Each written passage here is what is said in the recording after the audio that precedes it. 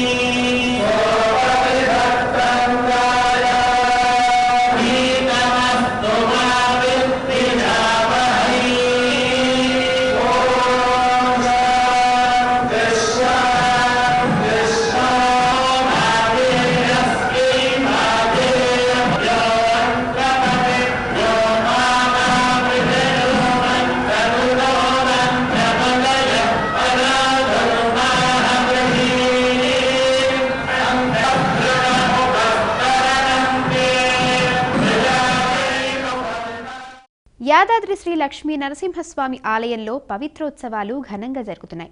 ఉత్సవాల్లో భాగంగా నవకలశ అభిషేకాలు, నిత్యమూర్తి, మూలమంత్ర, నృసింహ, సుదర్శన, దేవతా హవనం కార్యక్రమాలు నిర్వహించారు. పవిత్రాలను శ్రీ సుదర్శన ఆళ్వార్లకు అలంకరించి భక్తి శ్రద్ధలతో పూజించారు. రాత్రి బంగారు విమాన గోపురానికి పూజలు చేసి సుదర్శన చక్రానికి పవిత్ర మాలలు సమర్పించారు. ప్రతి ఏటా శ్రావణ శుద్ధ దశమి నుంచి ద్వాదశి వరకు 3 రోజుల పాటు పవిత్రోత్సవాలు జరుగుతాయి. ఏడాదిగా ఆర్జిత ఆస్థాన పూజల నిర్వహణలో దొరికిన పొరపాట్ల నివారణలో భాగంగా ఏటా పవిత్రోత్సవాలను నిర్వహించడం సంప్రదాయం.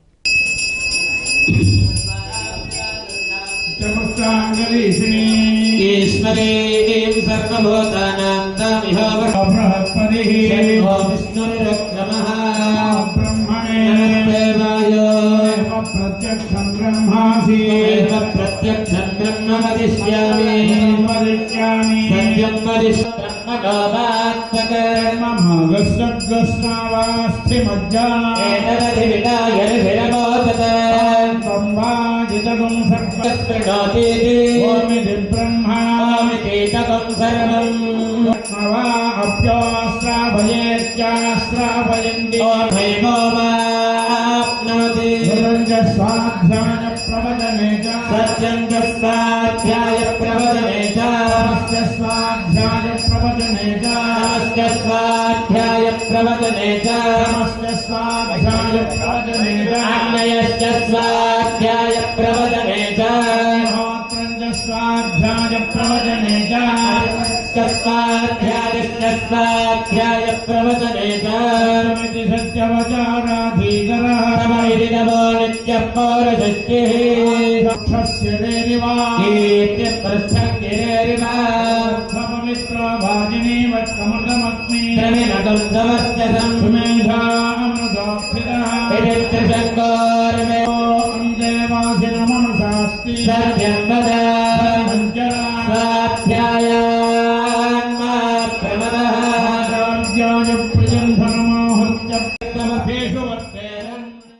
యాదగిరిగుట్ట శ్రీ లక్ష్మీ నరసింహస్వామి ఆలయంలో భక్తుల రద్దీ నెలకొంది. శ్రావణమాసం ఆదివారం కూడా కావడంతో వేకువజాము నుంచే భక్తులు పెద్ద ఎత్తున తరలివచ్చారు. స్వామివారి దర్శనానికి క్యూ లైన్లలో బారులు తీరారు. స్వామి అమ్మవార్ల నిత్య కళ్యాణంలో పాల్గొని మొక్కులు తీర్చుకున్నారు. ప్రసాద విక్రయశాల, కొండకింద సత్యనారాయణ స్వామి వ్రతమండపం, లక్ష్మీ పుష్కరిణి, కార్ పార్కింగ్, బస్టాండ్లో భక్తుల సందడి నెలకొంది. స్వామివారి ధర్మదర్శనానికి గంట సమయం, ప్రత్యేక దర్శనానికి 2 గంటల సమయం పడుతోంది.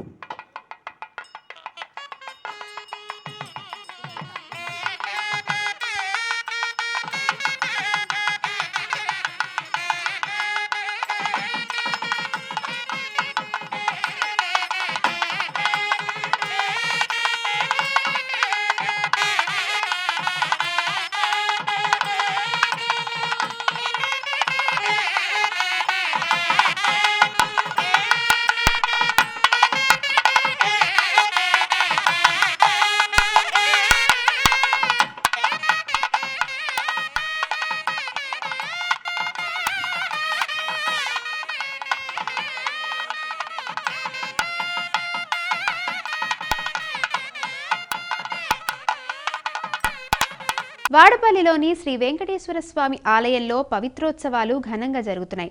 ఉత్సవాలలో భాగంగా రెండో రోజున విశ్వక్సేన ఆరాధన, పుణ్యాహవచనం, పంచగవ్యారాధన, ప్రోక్షణ, పవిత్ర ప్రతిష్ఠ, అష్ట కలశారాధన, మహాస్నాపన నిర్వహించారు.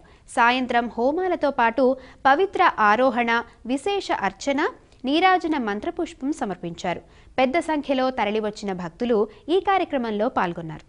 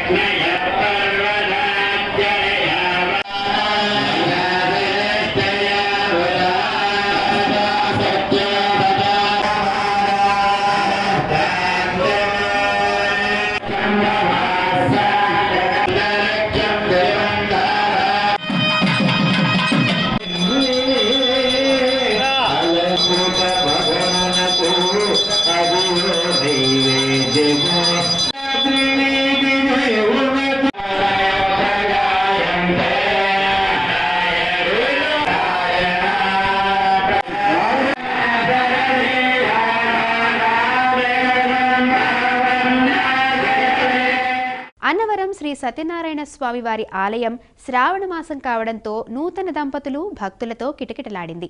వ్రతాలు ఆచరించేందుకు భక్తులు భారీగా తరలిరావడంతో దర్శనానికి సుమారు 2 గంటల సమయం పట్టింది. రాష్ట్రం నలుమూలల నుంచి నూతన దంపతులు వ్రతాల కోసం అధిక సంఖ్యలో వచ్చారు.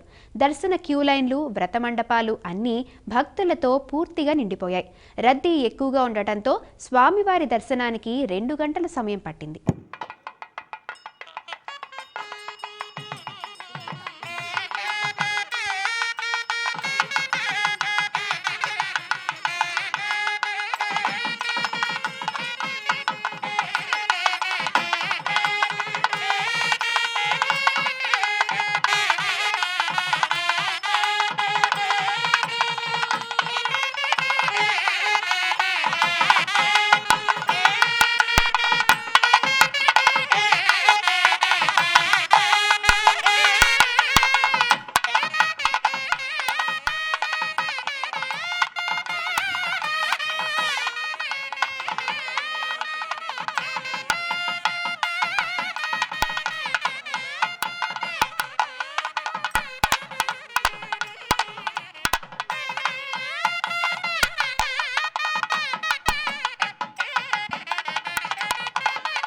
అన్నవరం వీరవెంకట సత్యనారాయణ స్వామి వారి ఆలయంలో సత్యదేవుని రథసేవ ఘనంగా జరిగింది. సత్యదేవుడు అమ్మవార్ల ఉత్సవమూర్తులను ఊరేగింపుగా ఆలయం వద్దకు తీసుకువచ్చి టేకు రథంపై వేంచేయించారు. స్వామి అమ్మవార్లకు పూజలు చేసి అనంతరం పండితులు రథసేవ నిర్వహించారు. రథంపై ఆలయ ప్రాకారంలో 3 సార్లు సేవ నిర్వహించారు. అనంతరం స్వామి అమ్మవార్లకు నీరాజనమిచ్చి భక్తులకు తీర్థప్రసాదాలు పంపిణీ చేశారు.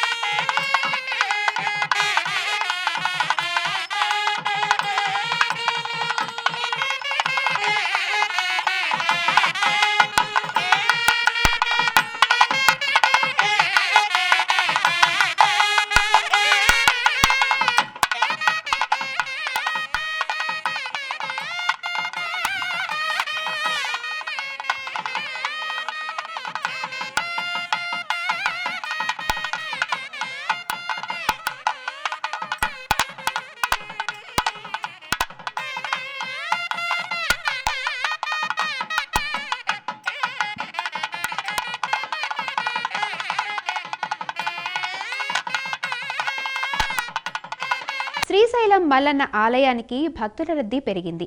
శ్రావణ మాసం ఆదివారం కూడా కావడంతో భక్తజనంతో సందడి వాతావరణం నెలకొంది. భక్తులు వేకువజాము నుండే పాతాళగంగలో పుణ్యస్నానాలు ఆచరించి శ్రీ భ్రమరాంబ మల్లికార్జున స్వామి అమ్మవార్ల దర్శనార్థమై క్యూ లైన్లలోని కంపార్ట్మెంట్లలో బారులు తీరారు. శ్రీ స్వామి అమ్మవార్ల దర్శనానికి సుమారు 3 గంటల సమయం పడుతుంది. భక్తుల రద్దీ దృష్ట్యా ఆలయ క్యూ లైన్లలో భక్తులకు ఎటువంటి ఇబ్బందులు కలగకుండా ఆలయ ఈవో అధికారులు ప్రత్యేక ఏర్పాట్లు చేశారు.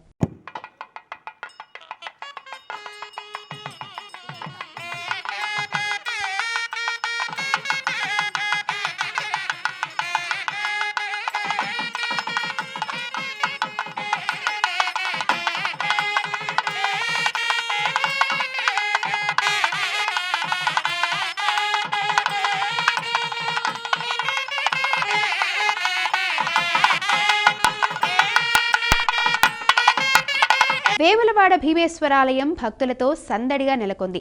ఉదయం స్వామివారికి ప్రత్యేక పూజలు నిర్వహించారు. అనంతరం భక్తులను స్వామివారి దర్శనానికి అనుమతించారు. భక్తులు కోడెమొక్కులు చెల్లించుకొని స్వామివారిని దర్శించుకున్నారు. స్వామివారి సర్వదర్శనానికి 4 గంటల సమయం పట్టింది. అనుబంధ ఆలయాలైన శ్రీ బద్దిపోచమ్మ అమ్మవారికి బోనాలు సమర్పించారు. సోమవారం కూడా భక్తుల రద్దీ కొనసాగే అవకాశం ఉంది.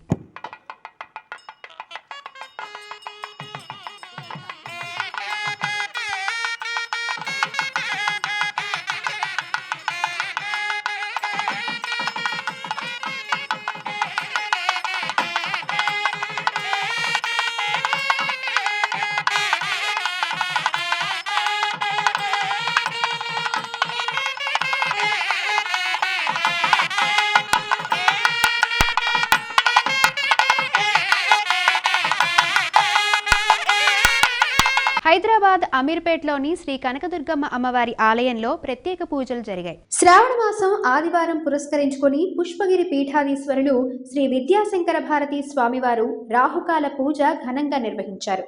ఈ కార్యక్రమంలో దేవస్థానం ఈవో వంగ అంబుజ, చైర్మన్ శ్రీ కె మల్లికార్జున భక్తులు పాల్గొన్నారు.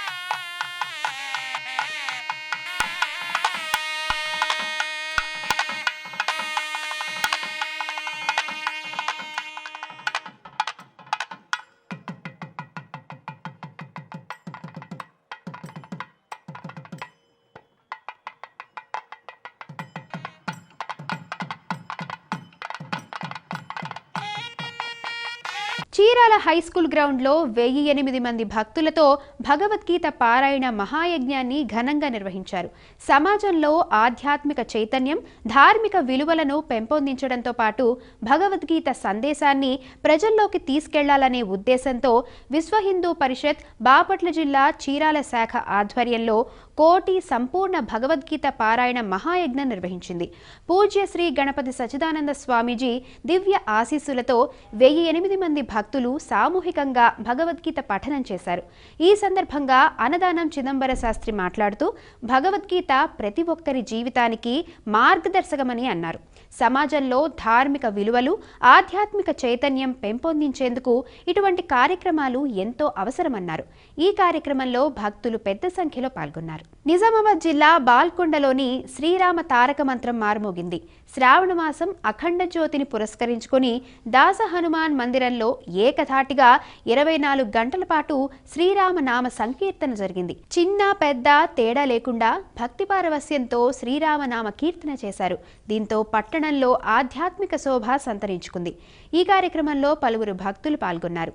శనివారం ఉదయం 6 గంటలకు ప్రారంభమైన భజన కార్యక్రమం ఆదివారం ఉదయం 6 గంటలకు ముగిసింది. ఈ కార్యక్రమంలో ఆలయ కమిటీ సభ్యులు, గ్రామస్తులు పాల్గొన్నారు.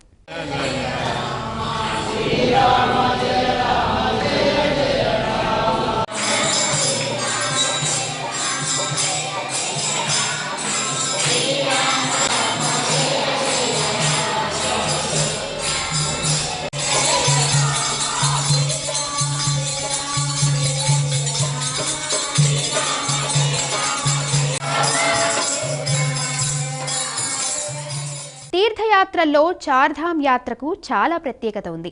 ఈ పవిత్ర యాత్ర చేయడం వల్ల సమస్త పాపాలు తొలగిపోతాయని, మనిషి జనన మరణ చక్రం నుండి విముక్తుడై మోక్షాన్ని పొందుతాడని హిందువుల ప్రగాఢ నమ్మకం. మరి ఈ ఏడాది భక్తుల కోరిక నెరవేరుతున్నదా? చార్ధామ్ యాత్ర సజావుగా సాగుతుందా? చార్ధామ్ యాత్ర ఆత్మను, శరీరాన్ని పవిత్రం చేసి ముక్తిని ప్రసాదిస్తుందని విశ్వసిస్తారు భక్తులంతా. చార్ధామ్ యాత్రలో యమునోత్రి, గంగోత్రి నదీ దేవతలకు, కేదార్నాథ్ శివుడికి, బదరీనాథ్ విష్ణువుకు ప్రతీకగా నిలుస్తాయి.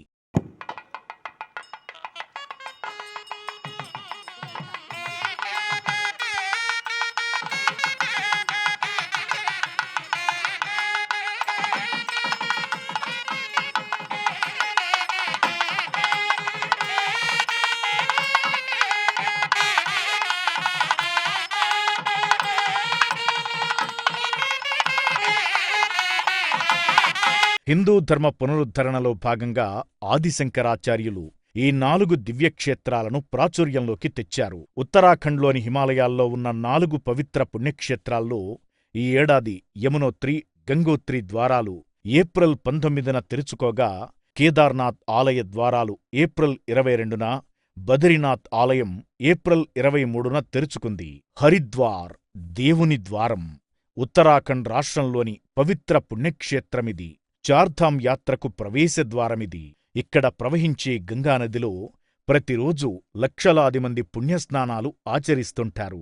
గంగానది నిండుగా ప్రవహిస్తోంది. పగటివేళ నిండుగా కనిపించే గంగానది సాయంత్రం వేళకు మాత్రం మరింత కనువిందు చేస్తుంది. హర్కీ పౌరిలో జరిగే గంగాహారతిని వేలాది మంది ప్రత్యక్షంగా వీక్షిస్తుంటారు.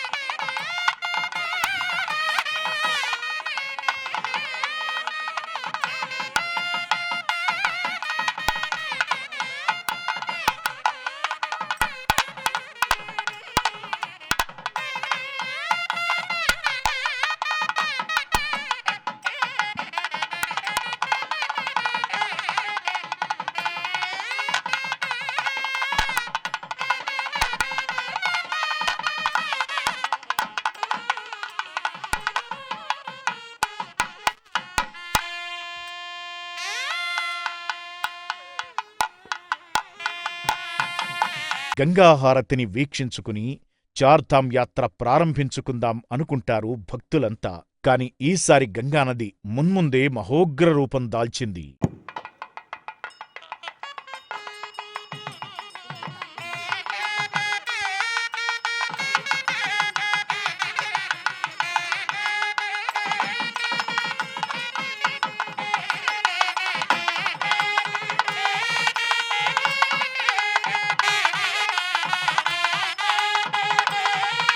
ఏప్రిల్ మే నెలల్లో లక్షలాది మంది భక్తులు చార్ధామ్ యాత్రలో పాల్గొన్నారు. ఎన్ని కష్టాలున్నా వాటన్నింటినీ ఎదుర్కొని ఆలయాలను దర్శించుకోగలిగారు. కాని తరువాత పరిస్థితి మారింది.